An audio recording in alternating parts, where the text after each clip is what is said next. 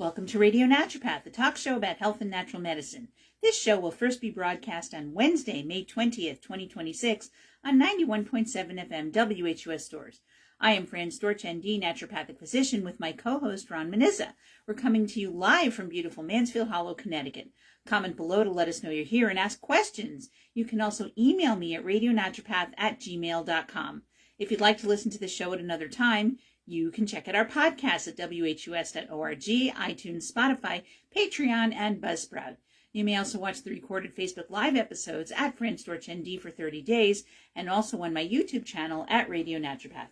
The views expressed on this program do not reflect the views of the staff, management, or licensee of this station. The information presented on this show should not be construed as medical advice or direction. If you're having a medical condition, please consult with your physician. So, I just came back from Florida, and that was exciting. And I actually did quite well in terms of the heat. And when I rode my bike, I made sure to get out early, although I didn't necessarily get out as early as I would have liked. The thing is, on the west coast of Florida, the sun rises at least an hour later than it does here. I think it's rising in the 5 a.m. hour here. It's like rising at 5:30 right now, and it's rising at 6:45 there because they're further west. And when you're closer to the equator, the day length, there's not as much variation in the day length between the summer and the winter. So they get less hours of daylight than we do in the summer, and they get more in the winter. And so like the normal curve of their day length is flatter than ours. So what happens there is that, you know, in the longest days of the year, their sun rises later than ours. That plus the fact that they're so far west, like where my mother lives in Venice, Florida, is it's, if you drew a straight line up north, you'd be in eastern Ohio. So they also will probably have a later sunrise than us. So the problem is it gets really hot there. It's May in Florida, May, June, July, August, September, October. It gets very hot in Florida, and you really don't want to be out in the sun. Well, unless you tolerate it. You don't want to be out in the sun after, like, between noon and 5 o'clock. It's so hot. It gets so hot, and you certainly don't want to be exercising in it, again, unless you're used to it. So I did manage to do okay. I figured out that if I drove my bike to somewhere to start, when I would get back to my car, instead of just, you know, gradually unpacking and getting back into the car, I'd open up the car, turn it on right away, crank the AC and sit in it for a bit, and then drink off my water bottle. And that really worked. And then I would sit there for a couple of minutes and get cool. And then I would pack up the car. And I had no problem with, you know, close to or actual heat exhaustion like I did the last time I was there in the heat. So I was very pleased. We'll see if that happens again in September. We'll try the same methods again. And, you know, I didn't ride for super long, but I managed to tolerate the heat. I was pleased. And now here in Connecticut, for the next few days, we're going to get 90s. We're going to get, I don't know if we're going to see 90s today, but we're going to probably see 90s Tuesday and Wednesday this week. So very exciting, you know. And then it's going to drop out to 60s and 70s and rain. So we're getting a taste of summer, and then it's going to go away. And I think by the weekend, which is Memorial Day weekend, I hate to say, so we won't say right now. The outlook is meh. So anyway, I'm really working with electrolytes, trying to figure out which electrolytes I like. There is a major brand of electrolytes. I'm trying not to mention the brand name, but they now have a lower sugar version that has no artificial sweeteners in it. It does have stevia. It has sugar and stevia in it, and the whole good sized bottles, it's 16 ounces or 20 ounces or something. The whole bottle has 50 calories in it. So it doesn't have a lot of sugar. 50 calories if you're going to drink the whole bottle down. And I wouldn't drink the whole bottle down in a sitting. So I am enjoying that. And I find that that's very good for helping me rehydrate after a workout. What you want to look for is if you are exercising and you're sweating a lot, then you want your electrolyte to have a higher salt content. And then for everyday electrolytes, you want a lower salt content, because the idea is that salt, you're sweating out salt. If you're sweating a lot, then you're losing salt. So you do want to replace that salt. If you are doing just everyday electrolytes and you're not particularly sweaty, but you want to hydrate better, then the thing to do is to look for electrolytes, first of all, that have no added sugars. Second of all, that have no added sweeteners. Third of all, if they're flavored, well, they can have added sweeteners. They just should be natural. So you can get electrolytes that have stevia added to them, and I think that's fine if you like that. And you want, if they're flavored, you want the flavors to be natural. And then you want it to be not super high in sodium. So if one of those stick packs has sodium in the double digits, that's pretty good. For me, I don't necessarily use a whole stick pack in a 16-ounce glass of whatever I'm drinking. So there are electrolytes that are meant for every day, and they'll even say on it they're meant for every day. And that's something that you should look for. And again, make sure that they don't have artificial sweeteners in them. You want to stay away from sucralose and S-sulfame K and stuff like that. So the other thing you can do is get completely unflavored electrolytes, and it has no flavoring, no sweeteners, no color, no nothing.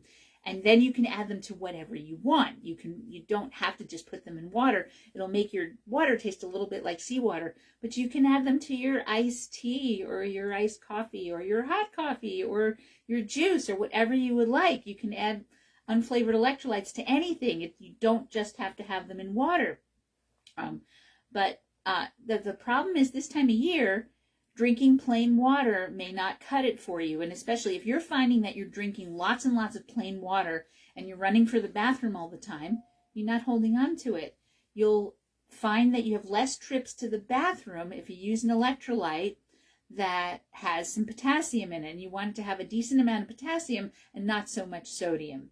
So that's what to look for, and that's for your everyday electrolytes. And everybody's going to be different as to what they can tolerate and what their needs are. If you're someone who has POTS, postural orthostatic tachycardia syndrome, where you stand up and you get really lightheaded and your heart rate goes up really fast, you're going to need electrolytes. You're going to have less POTS symptoms if you use electrolytes.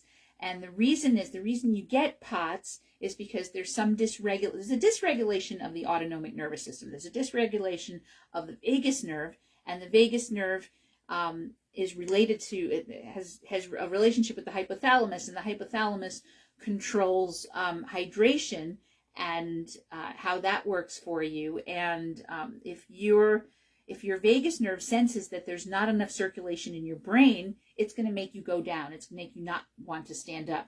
That's what's going on when you feel lightheaded. Your body is telling you don't have enough circulation to the brain, so get low so that I don't have to work as hard to get circulation up to your brain. The better hydrated you are, the easier it is for your body to get circulation into your brain. So staying really hydrated. That's why Susan Weed says, don't drink plain water ever. She doesn't drink plain water ever. Now, her solution is to drink nourishing herbal infusions.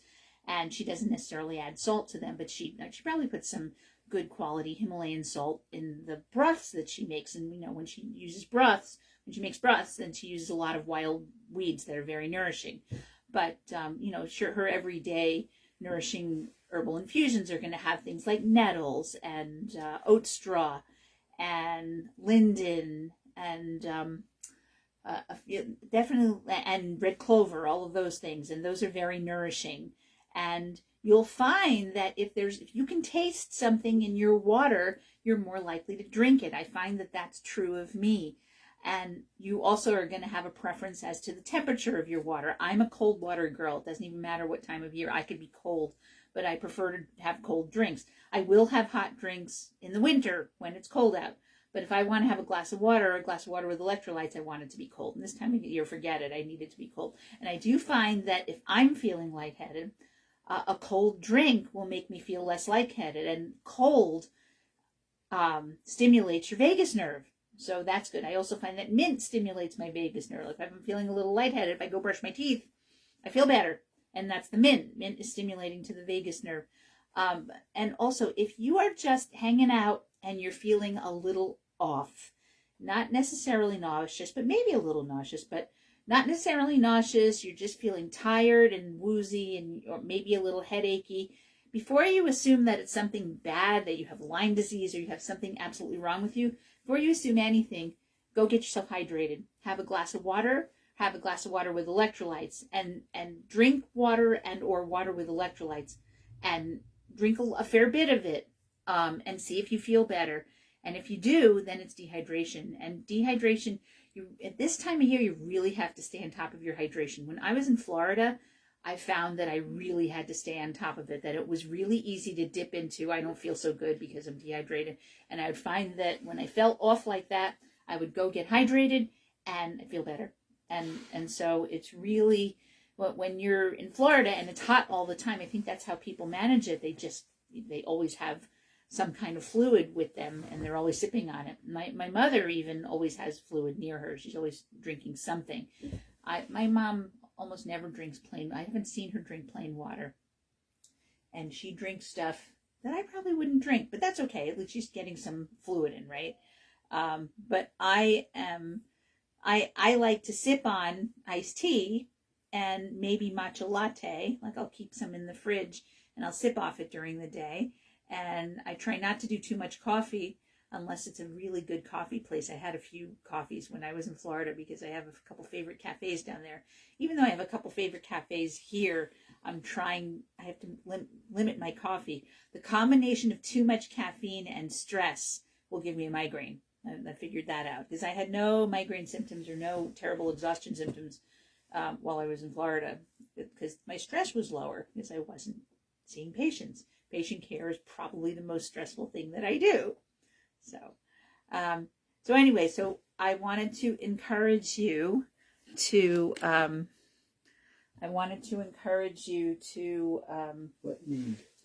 yeah. I want you to encourage you to make sure that you stay really hydrated. What's the time on the counter? I have, just keep talking. I'll be right with you. 12 minutes. Very good. Okay. All right. So 60 minus 12 is 48. Yeah. Okay. Yeah. Right. Okay. All right. So anyway, so that's what I was going. How are you finding your hydration situation, Ron? My hydration situation is weird. Yes. That's probably the best I can put it. You know, I just looked at this and I researched if your body can adapt to hot weather. And according to the information I found, it takes about 7 to 14 days of regular exposure to temperatures and physical activity. Right. So that would put you going down to Florida. Never getting there. Right. Situation. Right. Because what happens is you improve your sweating as you are adapting. So it learns to sweat more and produces more sweat.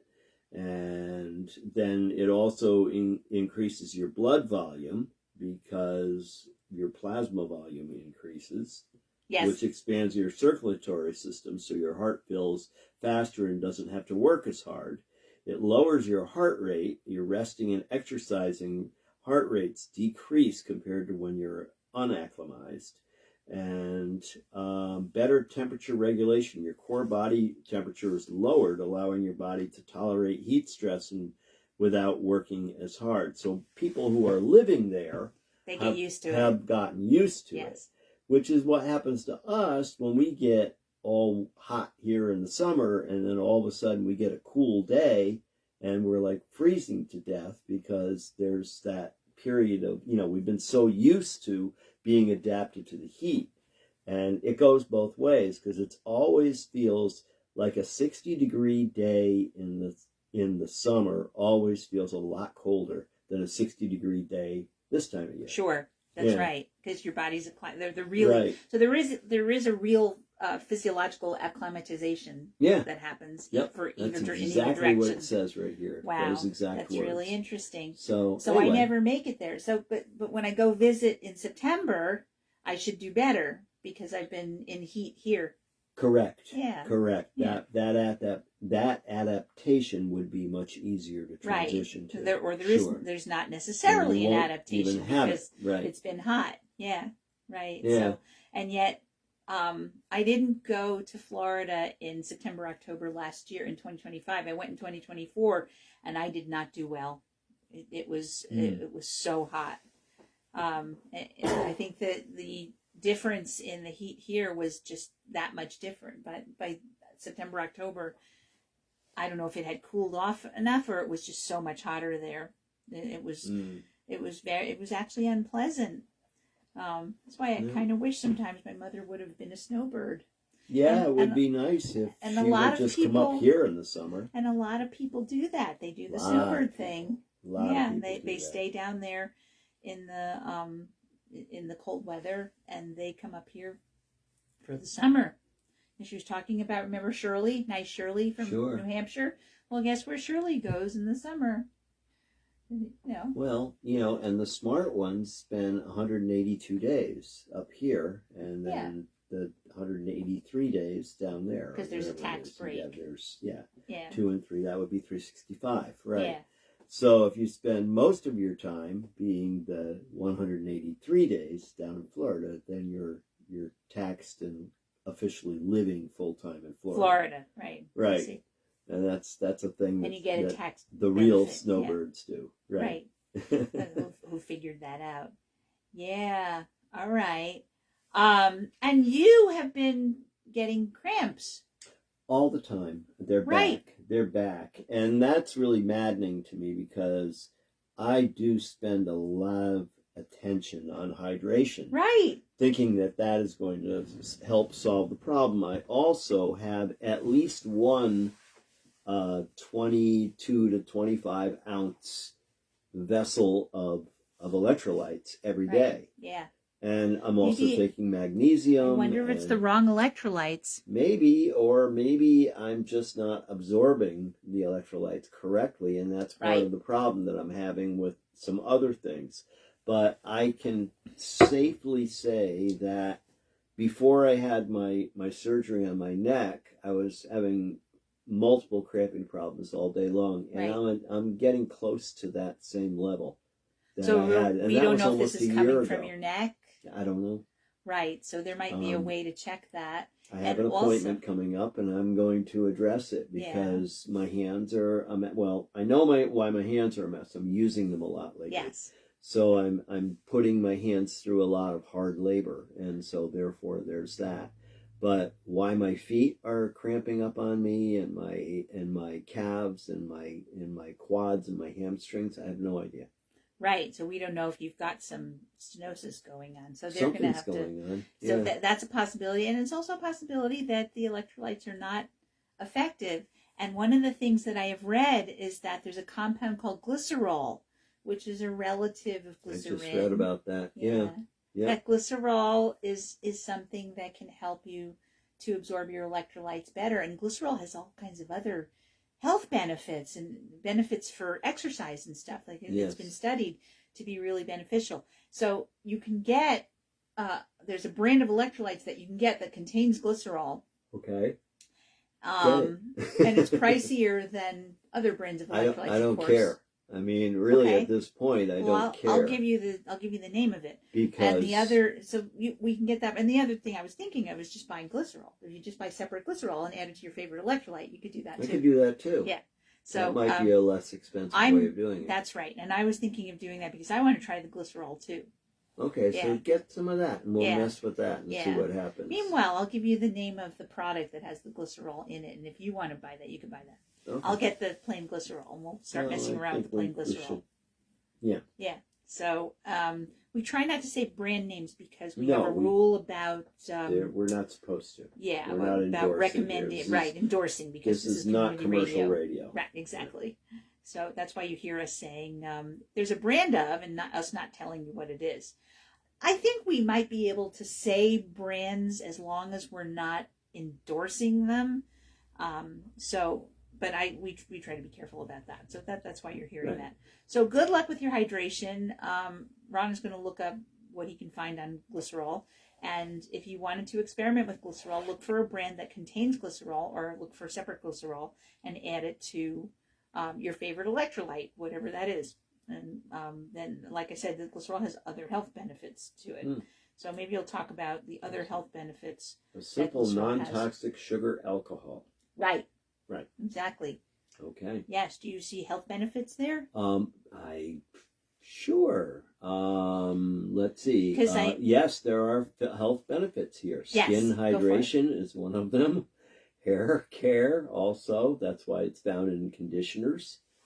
Right. Believe it or not, it's also found in some lotions and soaps. And it's creams. Probably a humectant that if you put it on something topically, it draws water to it. That's why it would be good for hair and skin topically. And it's used in food and beverage as a solvent, sweetener, and preservative. Right. What about glycerol with electrolytes? Glycerol. Looking. Athletic there you performance. Go. That's what we want to know. Hyperhydration. Some athletes ingest glycerol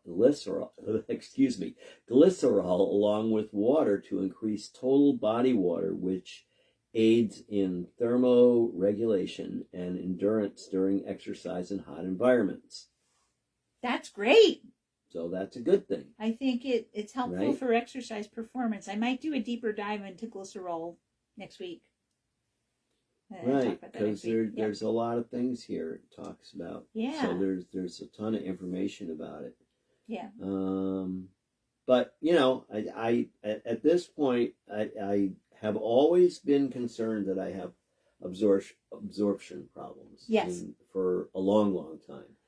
And I think it improved dramatically when I stopped eating gluten. Yeah. I think that made a big difference. Yeah. But now I'm fighting a battle with it again, and it just seems like annoying. Right. More than anything else, I'll say annoying. Right. There's nothing worse than waking up with your body going into cramps. Right. And not being able to get yourself even in a position to straighten yourself out to release the cramps. So you have to talk to your neurosurgeon about whether could there be some pressure on your neck. That's what I'm concerned about. Maybe there's something going on here because with that clinic that I did this past weekend, I'm just still not very comfortable on my bike. Right. And it's really hard for me to get in a position that I am comfortable. Yeah. So that has a tremendous amount of concern to me, of course. And were you upright on the bike? No, I brought my road bike. You brought your road bike, and you still have the drop handlebars. So I was down a little bit, and I could do it, but after a period of time on the bike, I get really stiff. Yeah. And uncomfortable because I can't keep my body in that position for very long. So here's an interesting thing. One of the things I've been reading about and being advertised to is that, I had surgery to help spinal stenosis. And the surgery that I had was simply a laminectomy. I did not have a fusion surgery or a TLIF, which is where they go in sideways and they put in a cage to separate it. They put in hardware to keep your lumbar spine open. I haven't had that, but I did have a lumbar laminectomy. And the concern there is that when you take out some part of the ligaments in there, because I'm missing a ligamentum flavum at, I think, L2, L3, to make more room. The concern there is they cut into a particular muscle called the multifidus. And the multifidus muscle runs along your lumbar spine. And when it's strong, it keeps your lumbar spine separated, and it keeps it from collapsing. So when you have a fusion, they cut through that multifidus. I don't know if they cut into my multifidus, but I know that some of the exercises like if you do the balancing table exercises where you're on all fours and you lift up the opposite arm and leg, and I use a hand weight in the hand that I'm lifting up. So balancing table exercises help to strengthen the multifidus, and so does dead bug. And when I do dead bug, and I'll encourage you to look up dead bug and balancing table on YouTube so you can see what they are. And they help to build the multifidus muscle. But in dead bug, it's kind of obvious because you're lying on your back and you have all four limbs in the air like a dead bug. And then you kind of walk in the air. So you're walking opposite arms and legs, and you can hold weights in your hands, and you don't have to, and those strengthen the multifidus muscle. You can also buy devices that stimulate the multifidus muscle for strength, and those are, if you go online and you ask anything about strengthening this multifidus or spinal stenosis or anything, this product's going to get advertised to you. I actually have it, and it's a neurostim. It's a neuromedical electrical stimulation device, and I haven't been using it consistently, so it would probably be a good idea for me to do that. And now that I'm back home, I'll get back on my PT exercises. So stimulating the multifidus muscle is important. Strengthening the multifidus muscle is important when you've had repair for spinal stenosis, because they go by it. They either hit on the nerves that innervate it, or they cut through it. I don't know if they did that with me, if there was any cutting or moving aside of the multifidus muscle. So you did not have a spine. You did not have a lumbar surgery. You had a cervical surgery. Right. I wonder if there are spinal muscles along the cervical spine that they cut into that are not strong, and that you need to be doing something to strengthen those muscles. So something, I don't know if there's a multifidus in the cervical spine, or there's definitely spinal muscles, paraspinal muscles along your neck that you could be strengthening, and that may be part of your problem, that you need to strengthen them to keep that to keep your neck up, and if you're having any collapse, it might be related to that. So you could talk to your neurosurgeon. And I have been working with physical therapy on that, and and drawing myself back more, like, so when I'm down in the drops on my handlebars, trying to figure out how to verbally put this together to explain because of the radio show. What I do is I pull my shoulders back, and when I pull my shoulders back, it lifts my head up. Yeah. But that also goes directly to my lower back muscles. And were you told that you have lumbar stenosis? Originally, yeah. So that was a long time ago. Well, that was over a year ago. But that, just because they fixed your cervical stenosis doesn't mean you don't still have lumbar stenosis. I don't want any more operations. And you don't have to get, you never have to get up. Well, you had to get an operation for your cervical spine because that was dangerous. Because I was on the verge of living in a wheelchair. That's right. But lumbar stenosis, lots of time, unless you have Aquinas syndrome, which is where you have so much breach, so much pressure on the spinal nerves that you can't move your legs and that you lose bowel and bladder control. If you're not there, if you can function through your spinal stenosis, lots of people don't get surgery for spinal stenosis. And you can also have visible stenosis on the MRI and have no pain. I am just not that lucky. Although I am wondering if I am improving, because I seem to, I went to Florida. When we went to Florida in January, I had a lot of pain after we rode. I am better now. I was able to ride more and ride stronger and manage. There are things I have to do to manage the pain after I'm done with the bike ride. I mean, I have to do my angry cats, and so angry cats are a good exercise to do after you go on a bike ride. And if you have any kind of stenosis, if you've herniated discs in your lumbar spine, angry cats are a good thing to do. So I'll explain.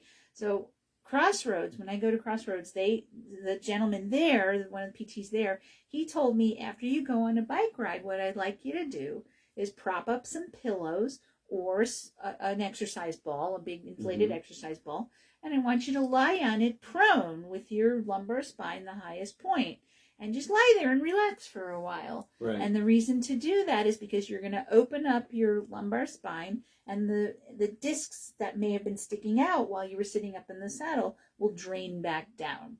And so the problem is I tried to do that, and I don't like the pressure on my belly. If I have anything at all in my belly, which I'm going to have at least water or protein shake or food or something in my belly before, when I lie on that ball or pillows, it presses into it, and I can't stay there because it's uncomfortable. So that's unfortunate, because the thing is, if I could lie there, I can just breathe and relax and let it happen. You know, I could play TV or music or something and just lie there for 5 minutes or 10 minutes or something. But it's very hard to do. It's much easier. They also told me, because I have scoliosis on the left side, and, you know, the stenosis is worse on the left side, that I could lie over a bolster or a pillow with my L4 at the highest point and open it up. That's no problem, because there's no pressure on my belly. Right. So what I did instead is, thanks to, I think it's David Middow, you can find, he's a physical therapist on YouTube. He gave me some very basic, super basic exercises, PT exercises, to open up for spinal stenosis. He's like, we can help you, and you will not have to get surgery if you do these. So anyway, I have my PT exercises from Select, and I have my PT exercises from him, and also from Will Harlow, who's a guy in England. So David Middow, his thing is do angry cats. And so angry cats, as opposed to cat and cow. When you do yoga, you do cat and cow. So cow is where you are on all fours and you lift your head up and you arch your back with your tummy downward. And cat is where you arch your back so that your back arches upward. And you alternate those two. So it's debatable whether it's a good idea, if you have lumbar stenosis, to do cow at all. So when I'm doing cat and cow in a yoga class, I don't go up very far. I'm mostly flat. But when I do the cat, I exaggerate that and I try to hold it. So if you just do angry cat, all you do is get on all fours, arch your back, hold for 10 seconds, hang out and breathe, and release. Right. Round your shoulders, round your back, and so that your lumbar spine's at the highest point, and you do that for 10 seconds. So you do a couple sets of that, and that I can tolerate because there's no pressure on my belly. I do cat-cows a lot, and I also do cobras, because cobras, that I was highly recommended to do cobras. You're not supposed to do cobra if you have lumbar stenosis. Right. Because that... and also especially if I have spondylolisthesis, and you don't know if you do, you may, and I have spondylolisthesis at L2, L3, and I have a little bit at L5S1. I'm very fortunate that I have no sciatic pain at all, and at L5S1 you'd expect to have sciatic pain, and I have none. I've had it in the past, but I do not have it now. But you have to be really careful doing cobras, because cobras, the herniated discs pooch out when you do cobras. Sure. Well, I have an interesting situation approaching, and that is that my physical therapist who I was using is no longer working at Select. Oh. And he is, I'll explain that to you after the show. And, but he is working on putting a studio together. Oh, good. In town, because he just bought a bike fitting machine. Nice. And that he purchased used from someone, and I told him I want to be his first victim, because he's a cyclist and he understands the situation I'm in. He's the one who told me I really should be doing a lot more cobras because of my situation with my neck. So, we'll see where that goes. You have to talk to, possibly, does he know you have lumbar stenosis? Yeah, I may need another MRI once I visit with my surgeon in July. I think it's July, June or July. And ask them about that, because they might have me, do that to take a look and make sure that I'm not going to be doing any additional And if damage. you're having cramping south of your lumbar spine, like in your legs and your feet, you might want to talk to them about getting a lumbar MRI. Right, but it's also arms and hands. That's right, but if it's legs and feet, and legs and feet can be coming from the cervical spine, but it can also be coming from the lumbar spine. Mm-hmm. So you might want to have that reviewed. When was the last time you had a lumbar MRI? Well, I haven't had it since before the surgery, which was over a year ago. But when they gave me the full MRI, they said that there was something going on down there too that was definitely an issue, but that the cervical issue was far more important serious, to work with, and that there's a possibility that after that was done that I wouldn't have as much problem. So if you can go into my chart and get your lumbar MRI, I would like to see that. Yeah, I can do that. Yeah, you should do I'll that. look it up at some point. Well, I'll Yep. talk about some other stuff You talk too. about some other There we things go. here because you've still got some time to go. I've got some time to go. Okay, Yeah. so let's talk about high-tech water consumption encouragement and kidney stones. Oh boy. So there was a study where they used tech to encourage people to drink water, and they found that it didn't prevent kidney stones. Phooey. Kidney stones are no fun. They hurt. They make you sick.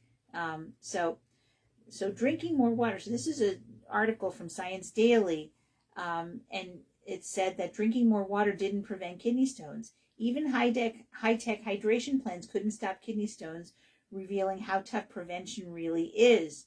They are notoriously painful and frustratingly common. Many people have repeat episodes. I am very fortunate in that I only had one once, and I have a small non-obstructing stone in my kidney, and it's staying put. It's not going anywhere, and I only had the kidney stone that one time. And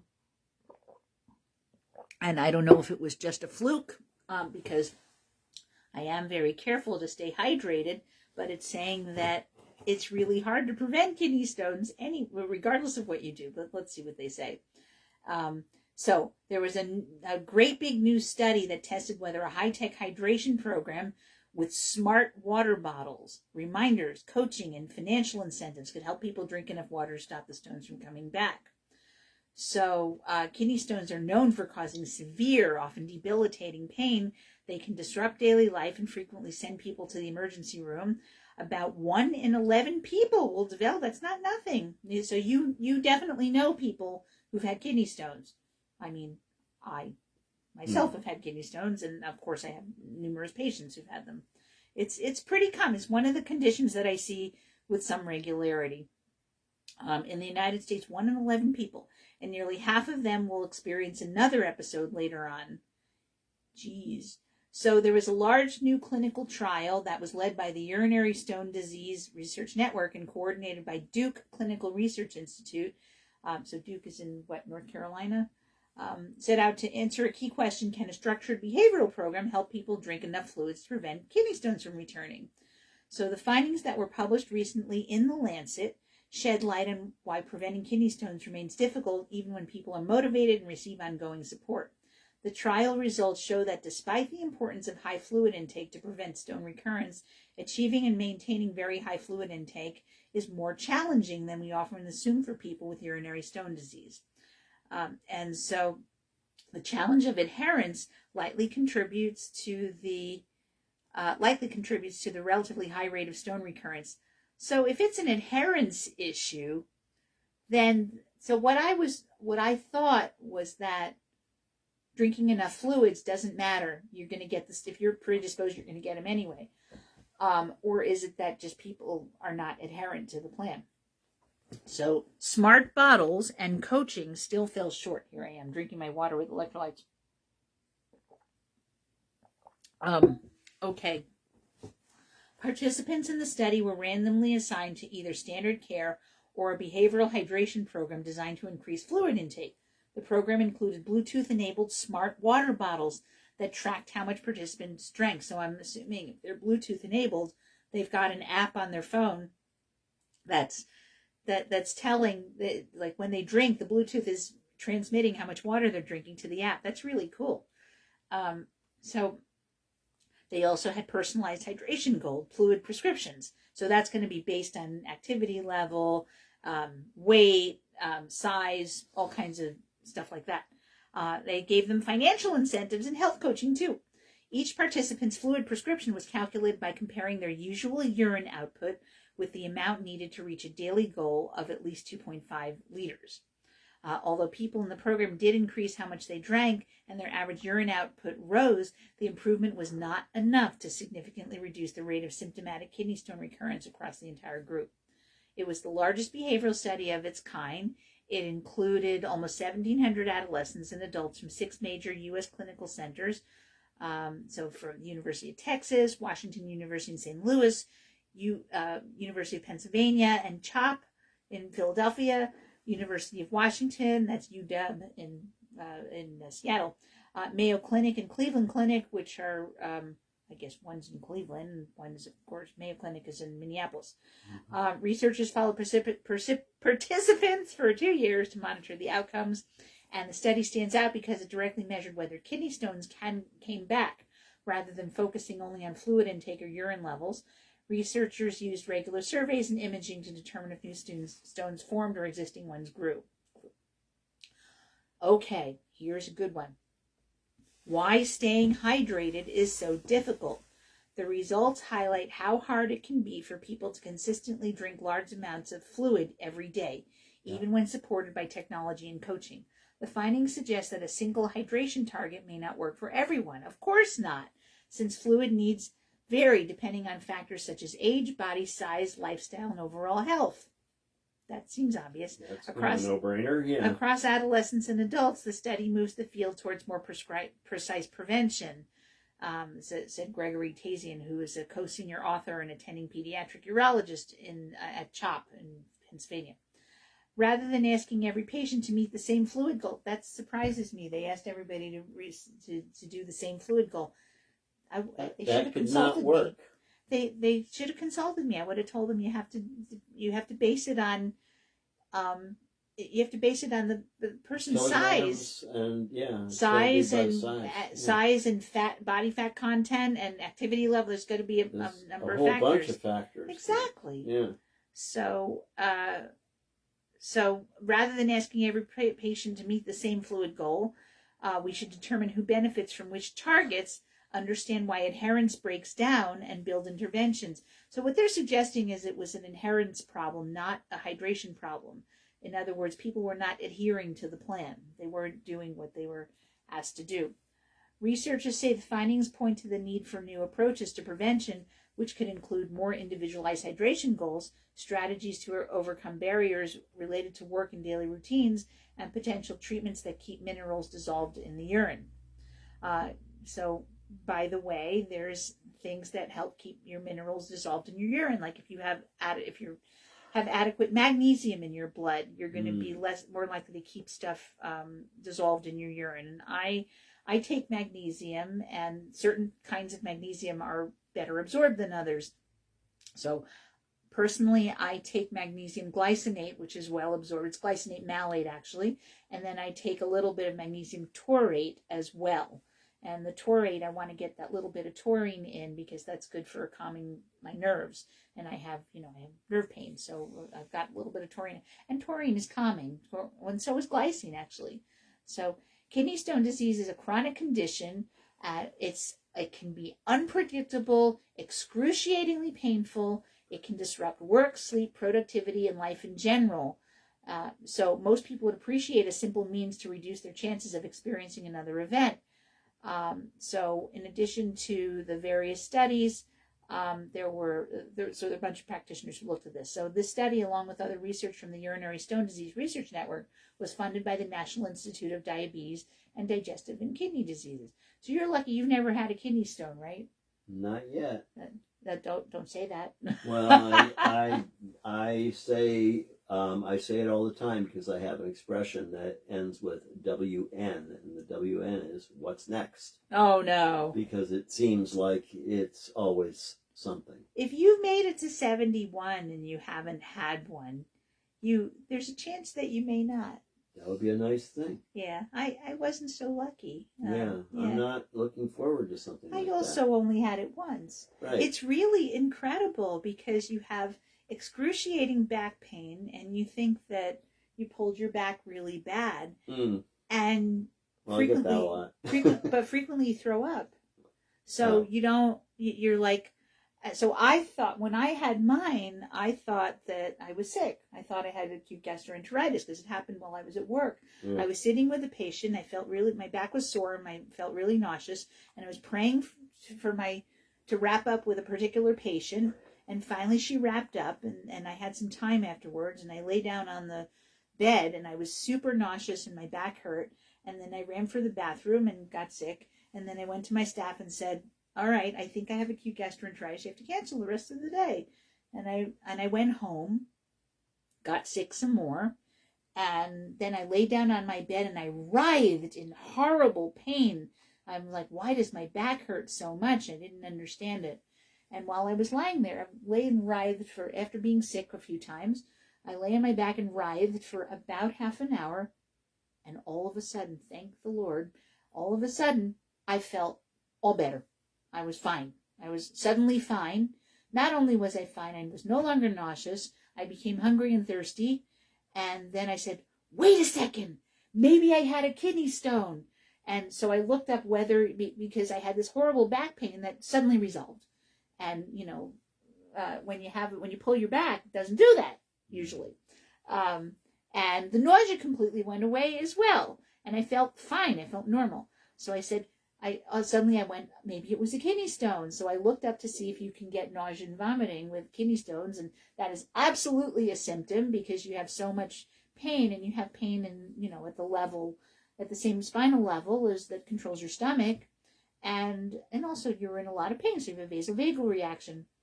So, and then I had the pain and it suddenly resolved. So I said, oh, and I went into the bathroom and there was definitely gravel in the toilet. And then I went back to work and dipped my urine and I had blood. And I said, well, look at that. I guess I had a kidney stone.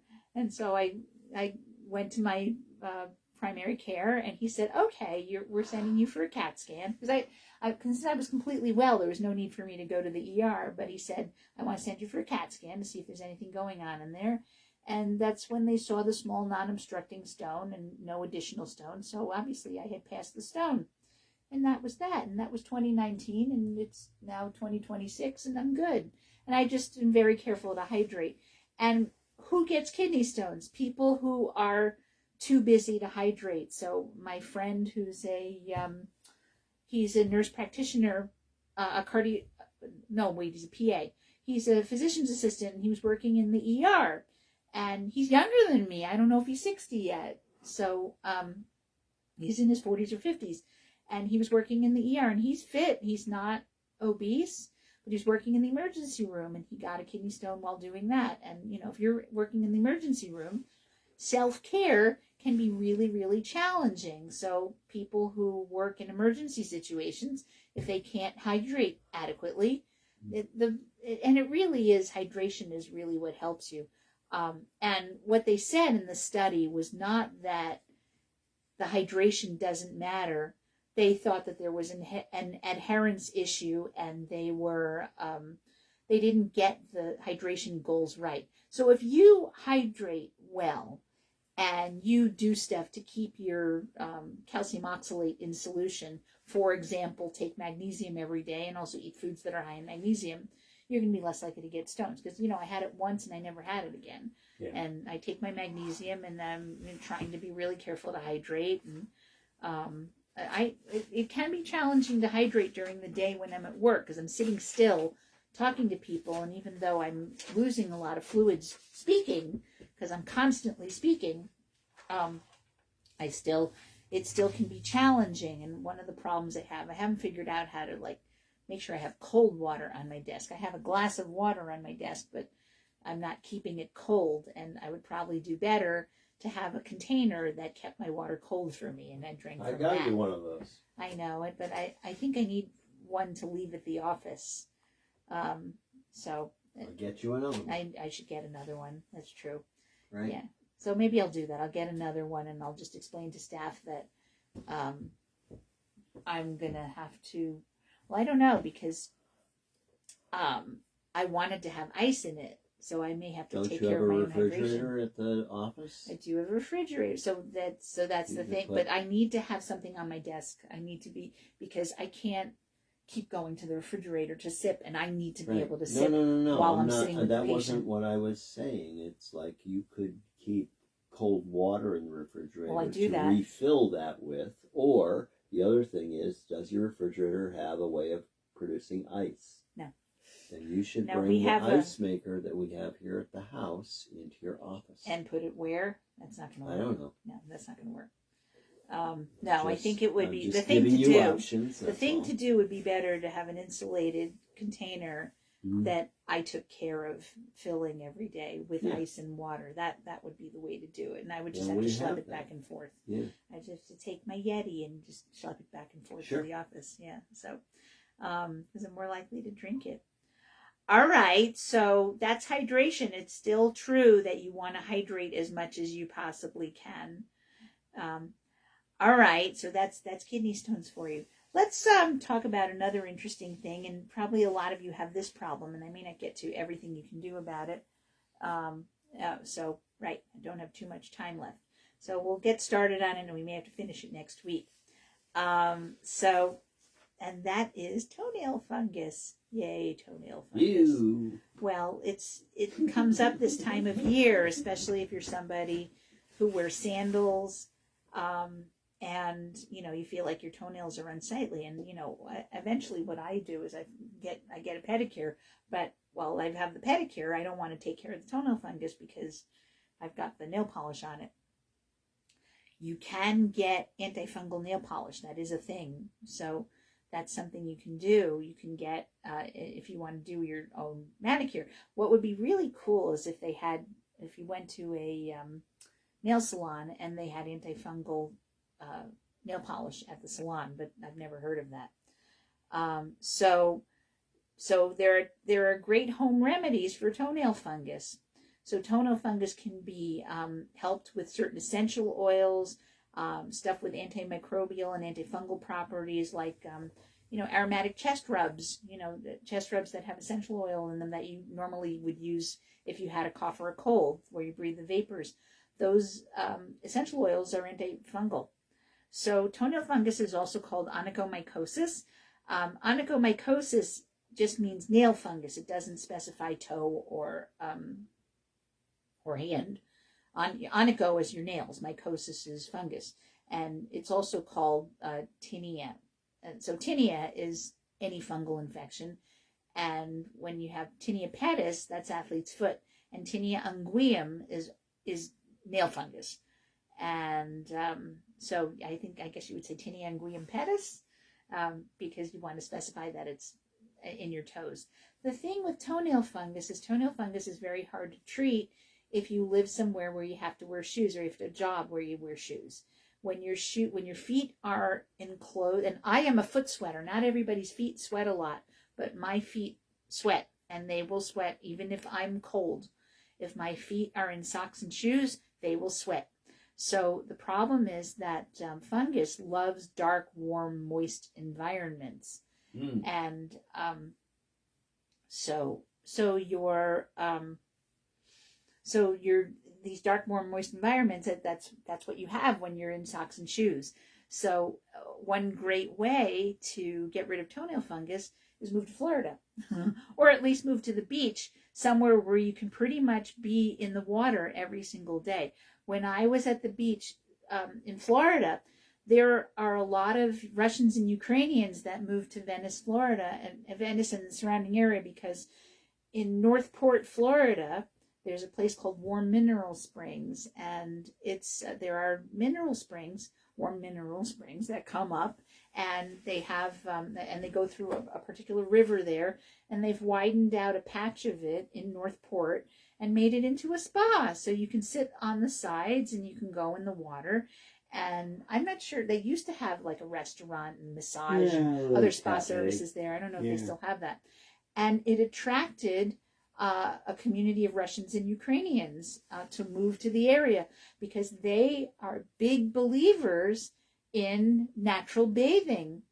And I agree with them. I think natural bathing is really good for you. And, the shtetl that I came from, and my family came from in the late 1800s, early 1900s, is probably now in either Poland or the Ukraine.